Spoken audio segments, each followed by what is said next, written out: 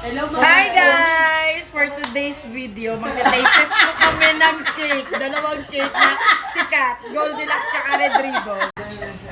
Ito yung cake number 1. Ito naman yung cake number 2. So, taste test na natin guys. So, ayun guys. Unang test natin is compare natin yung color. Tapos ito. Yung ito mas dark. Ito naman. Nama ba? Parang light brown siya. So, pag sa color, ito sa akin. So guys, color test tayo. Pipili siya kung saan yung mas gusto niyang color. Si cake 1 or cake 2? Ito. Bakit? Bakit?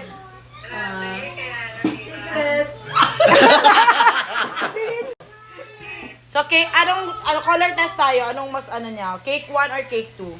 Parang mas dito. Ano nga pipili mo? Gumatikman. Yung mas Sa cake 1. Kasi yun dyan. Wala kang gagawin. Magbili ka. yung cake 1 daw? Ito 1, ito 2. Ito kasi mas masarap tignan. Mas masarap, mas up. This one. Okay, ito 1 panalo, 4 na. Go. Ito ulit. Cake 1 or 2? This one also. Okay. Ito yung last na magre-rate, color test. Cake 1 or 2? Ano ba masarap? Color na. Yung legit lang. Ipalo sa'yo yan. Ang masukit ng chocolate. Okay, 1 lang yung... Go. So guys, sa color test, panalo si cake number 1. So ito, yung lasa naman, tikman na natin. Ito yung cake 1, tikman ko na. Kahit natikman ko na kanina.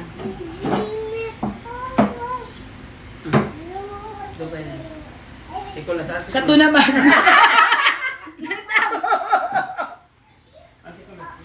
Mahilig kasi ako sa chocolate talaga eh. Kaya, para sa masarapin lang. Magkaparehas lang lasa eh. Texture. Parehas, may point. Kasi parehas masarap eh. Ano pwede po yun? Agad ng tinidor. Ito yung number Cake 1. Ito yung 1. Itong cake 1? Hindi yan ito. Ito. Ago. Ano na taste test?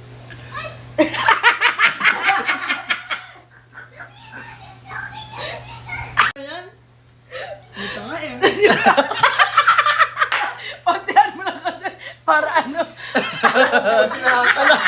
Sa cake 1 ba? Okay. Ito na, ito na. Ito ano sa cake. Ano sinabi dito? Kasi versus nga, di ba? Cake 1 or versus cake 2. Di ba? Ano ba sila? Pareho lang. Parang chocolatey, pero ano yung mas gusto?